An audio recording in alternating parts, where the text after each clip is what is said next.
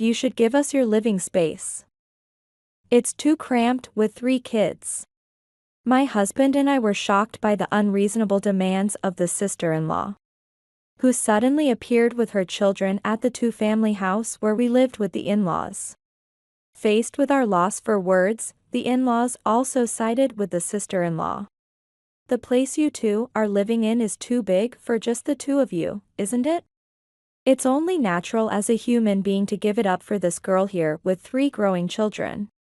You two would be fine in a storeroom. Frustrated with their unreasonable demands, my patience snapped. I could no longer bear it. I decided internally that I must mete out divine punishment to them for their selfish behavior. With an expressionless face, I replied, "Understood. As you wish, my husband and I will leave this place." Saying only that, I took my husband's hand and moved from the multi-family house to a modest apartment. A few days after the move, I received a call on my smartphone from the sister-in-law and answered it impulsively. What pierced my ears was the sister-in-law's yelling voice, sounding desperate. "What's going on?" "I got a call from the real estate agent telling us to vacate." "You know something, don't you?" "What did you do?" My revenge against those who took over our home was. My name is Hillary. I live with my husband Steve, and I'm a remote worker in my 30s. The way I met my husband was through an arranged meeting. Having worked from home for a long time before getting married, I had no chance to meet men, which worried my parents enough to secretly set up the meeting for me. Initially, I was perplexed by this meddling, but the man I met at the meeting turned out to be surprisingly pleasant. We hit it off over common interests, and soon our relationship developed into marriage. My husband, while a bit timid, is a kind person and has qualities that I often described as rigid and inflexible, lack. Our married life has been going smoothly. His parents live in the town next to ours. Although we don't live with them, we occasionally receive calls or are invited to their house, maintaining a fairly good relationship. A few years after our marriage, the mother-in-law started suggesting that we live together. We're getting older, and I'm getting anxious about the future. "Hey, if you guys don't mind, why don't we live together?" She said this casually, but afterward, the in-laws frequently brought up the topic of living together. The idea of living with the elderly couple was understandable. And since we had a good relationship, living together might be a good idea. I was open to the idea, but my husband seemed to have some reservations. "Steve, are you against living with your parents?" "No, I think it'll be okay." His indecisive attitude was typical, so I didn't think much of it. Little did I know that this would lead to such a situation. One day, when we were living peacefully, I was struck by a tragedy. Shockingly, my parents died in a traffic accident. It was so sudden that I could only be stunned. Being an only child with no close cousins or relatives to rely on, I had to arrange the funeral without time to mourn. Since my grandparents were also gone, I inherited all my parents' assets. This included a significant amount of money and the family home and land. Despite the sadness and the busyness of dealing with my parents' affairs, I couldn't truly rejoice over the inheritance. My kind husband supported me throughout this time, wrapping me in his care. The in-laws, too, empathized with me, who couldn't openly express my feelings. "Hillary, it's okay to cry when you're sad. It's impossible not to be sad after suddenly losing your blood-related parents. I know there's a lot to do, but you need to accept your feelings first." Reminded by the mother-in-law that I hadn't cried since my parents' death, I finally allowed myself to cry my heart out. After the funeral and inheritance matters settled down, the in-laws, who had been keeping an eye on me, began visiting more frequently and bringing gifts. "If it's bothersome, don't hesitate to say no, okay?" Although she laughed it off, I felt saved by the in-laws' genuine concern and began to see them as my true parents. Then, one day, while we were enjoying coffee and chatting at home, the topic of living together came up again after a long while. Hey, about the living together thing we talked about before. Hillary, you must feel lonely having lost your parents. How about seriously considering living with us? We really want to live with you, Hillary. Of course, whenever you're ready, but could you start thinking about it seriously? Touched by the earnestness in their proposal, I felt a warmth in my heart. After they left, I discussed it with my husband, who had just returned from work. Your parents suggested living together again. I have to dispose of my parents' house anyway. So maybe it's a good opportunity to start living together in a new home built for that purpose. What do you think, Steve? Well, yes, I think that will be fine. Let's do that. Though he seemed concerned, my husband ultimately agreed to my wish. We then informed the in-laws of our desire to live together and began preparations for it. Due to concerns about the seismic stability of my inherited home, we decided to demolish it and build a new multi-family house on the same land to live with the in-laws. The demolition and construction were costly, but fortunately, they were covered by the inheritance from my parents, and a few months later, a new multi-family house, registered in my name, was completed. The in-laws were pleased with the new home, and I, relieved, began our new life living with them. Initially, living with the in-laws went smoothly. However, over time, I started to feel a coldness in their attitude towards us. Hillary, please don't vacuum at such an hour. It's too noisy. You're home all day, you can clean anytime. You need to be more considerate of us in your daily life. At first, there were many comments about the differences in our living rhythms and the noise we made. But gradually, the in-laws began to criticize and nag more about household chores. It's nice of you to invite us for dinner, but this meal is so cheap looking, isn't it? Make something more luxurious. Isn't your hospitality lacking? Really, what kind of upbringing did your parents give you? Their cold words pierced my heart. However, I took their criticisms as a reflection of my own inadequacies. They must be scolding me for my own good, I thought. With this in mind, I endured their harsh and thorny words. Even so, their sudden change from being kind and warm to this new attitude gradually started to depress me. When I confided this to my husband, it seemed he had some suspicions. I thought as much. No, Hillary, it's not your fault. You manage the house well even though you're busy with work, and you're the ideal wife for me. So, don't worry about what my parents say. My husband's smile and kind words healed my heart a bit, though he seemed unable to speak up or oppose his parents, leaving the fundamental issue unresolved. Gradually, the in-laws' neglect extended beyond words and attitudes, and they stopped contributing to the shared expenses for living and utilities that we had previously split. Both you and Steve work, so you have money, right? Isn't it terrible to expect us, who live on a pension, to pay? When did you become such ungrateful children? Faced with such accusations, we had no choice but to cover the expenses for the in-laws as well. Then, one day, a shocking event occurred. My husband cheated on me, so I divorced him out of anger. So, let us live here too. She said this as she brought her 3 young children to our home. My husband and I were baffled, but the in-laws welcomed them. This is your home too, so of course we won't turn you away. In fact, I'm thrilled to live with my grandchildren. Such a terrible husband to cheat. You must be tired, come in and rest first. Yay! Thank you. I'll be coming in then. Without seeking the consent of my husband and me, who were supposed to be living there too, the in-laws gleefully welcomed them in.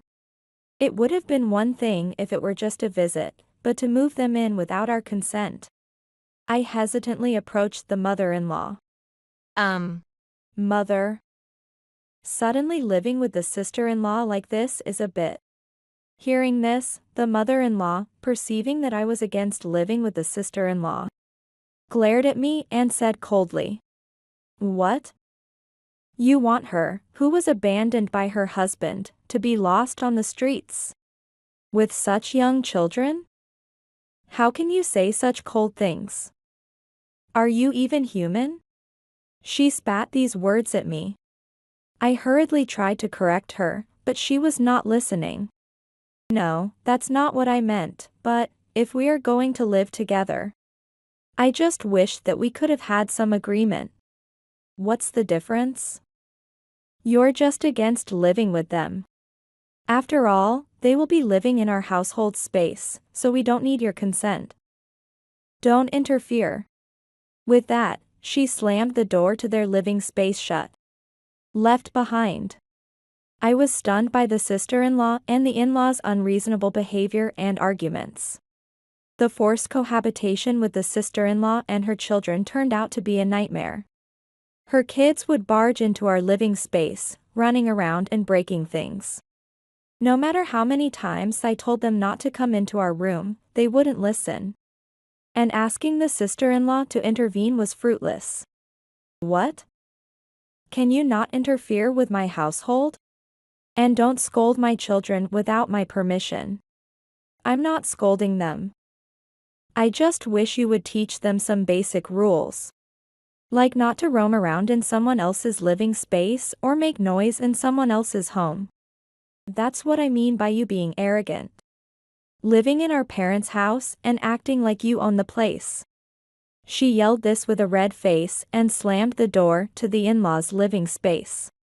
It seems she mistakenly thought that the house was in the in-laws' name, but I couldn't correct her.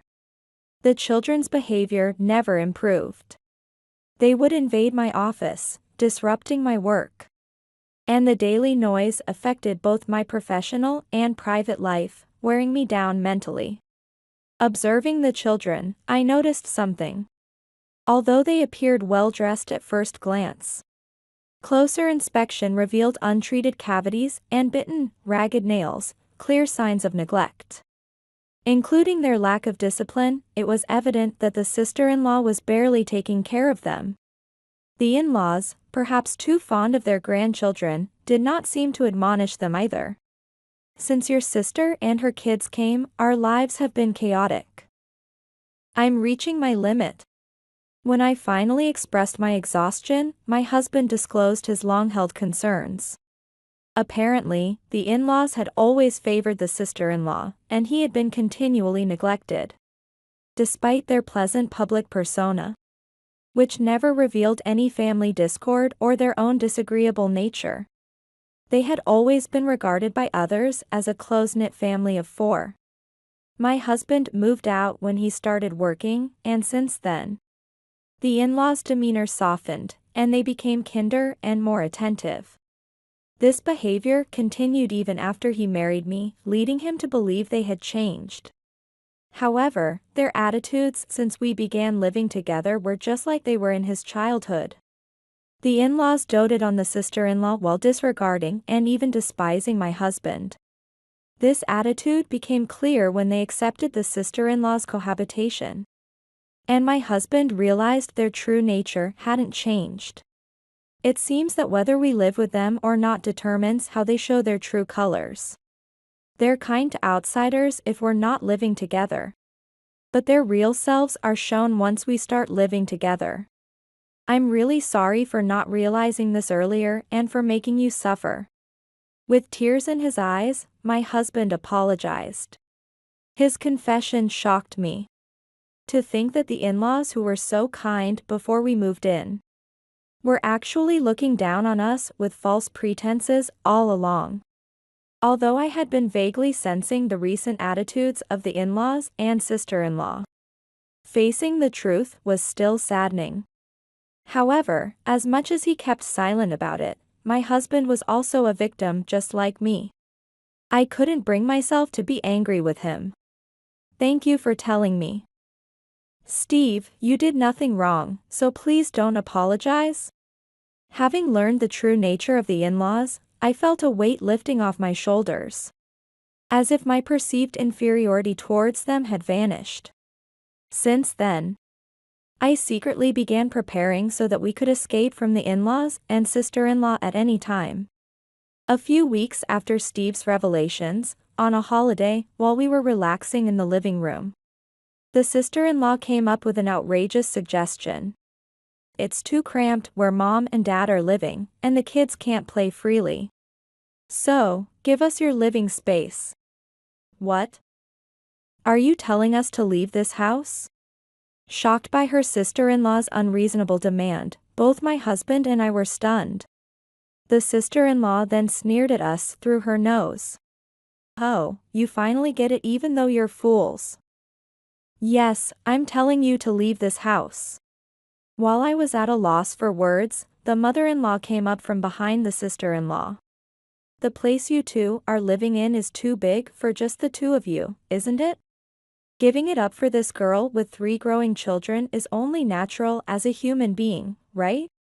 Smirking thinly, the mother-in-law said that, prompting me to retort without hesitation. How can you say that? This is our home too. Where are you telling us to live? I don't care, you could live in a storeroom. It would be just right for the two of you. The mother-in-law said dismissively, with the sister-in-law chiming in agreement. Faced with their behavior, I felt my patience finally snapping. I couldn't tolerate it any longer.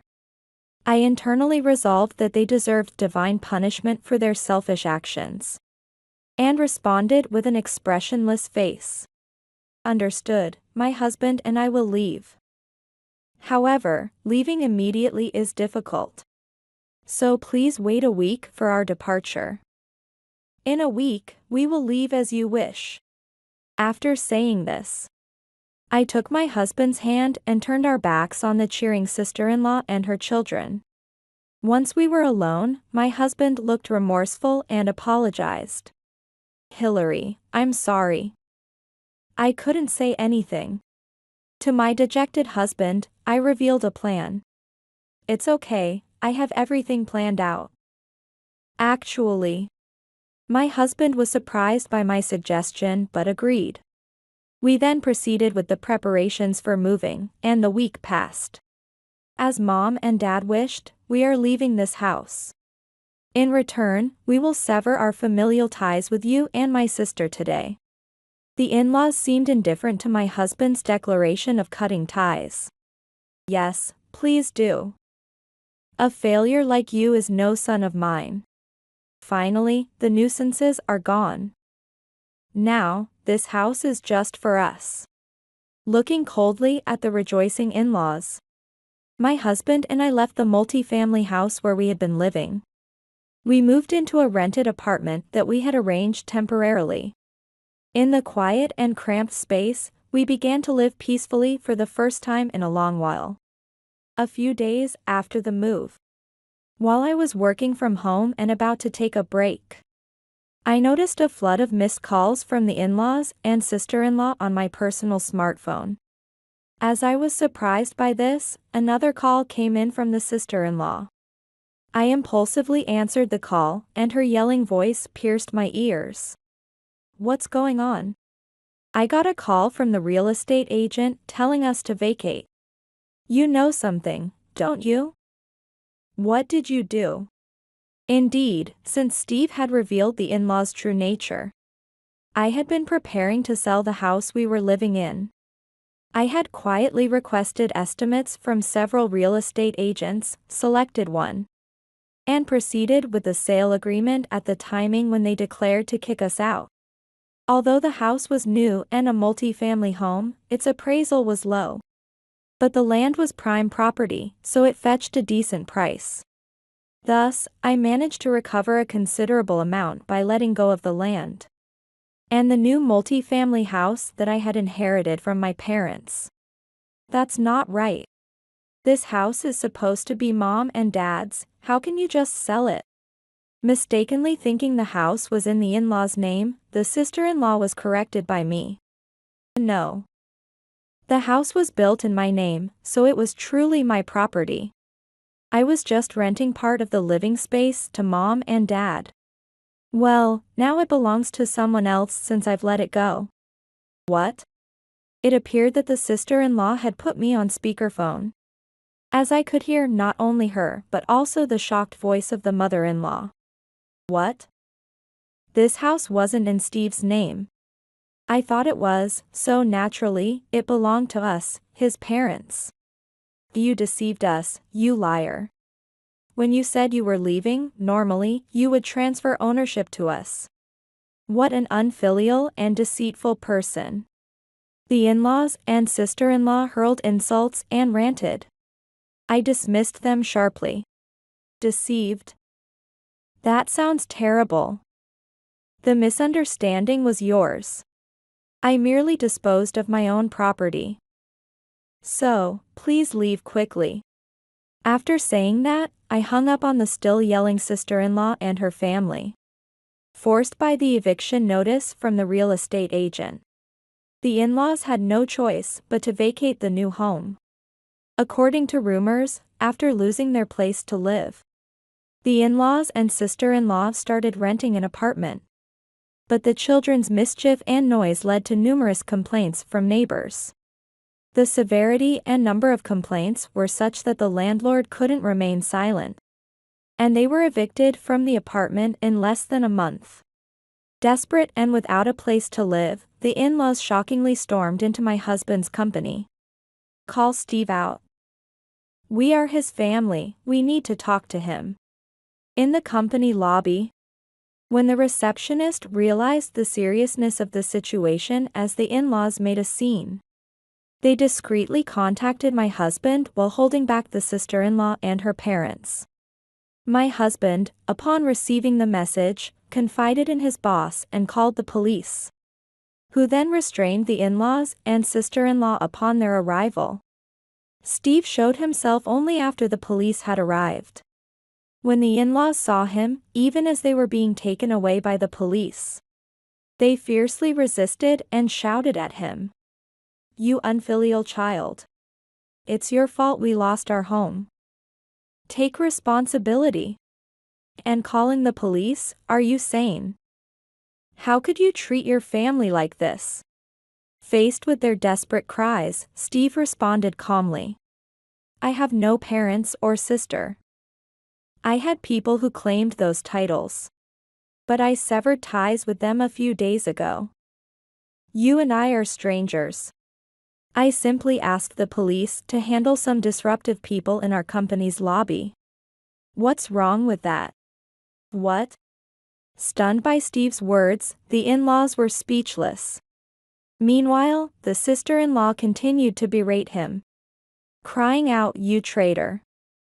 Heartless, until she was finally taken away in a police car. During the interrogation of the in-laws and sister-in-law, we met once with the sister-in-law's husband and his parents.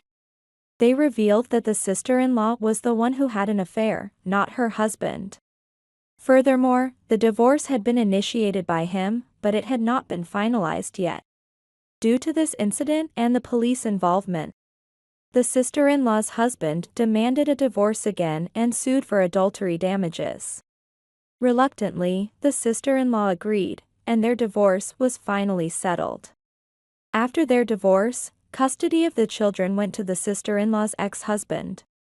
He, with the help of his parents, disciplined the children strictly, and they reportedly turned into well-behaved kids. After being warned by the police, the in-laws and sister-in-law started living in a run-down apartment. It appears that during the time they lived with us, they spent extravagantly on luxury items while making us pay for living and utility expenses, and thus had almost no savings left. Unaware of this, the sister-in-law was furious. What's this? I wasn't informed. I was counting on your money for compensation and living expenses. Well, I didn't know about that. The divorce and infidelity were your doing. Pay your own compensation. You've brought this upon yourself. What did you say, you old hag? Even the in-laws, who had doted on the sister-in-law, seemed to have lost all patience. And now they argued daily over money. The sister-in-law, with no one left to rely on and struggling financially, reluctantly started working part-time. However, she seems to be causing problems at work. And it's likely only a matter of time before she's fired. Meanwhile, the in-laws' spending habits haven't changed. And they're living paycheck to paycheck without the ability to save. With their finances continuously dwindling, it seems likely they'll be evicted from their apartment soon due to unpaid rent. As we hear about the in-laws' decline through the grapevine, my husband and I used the money from selling the ancestral home and the duplex to buy a modest single-family home. Together, we're enjoying a peaceful and happy life.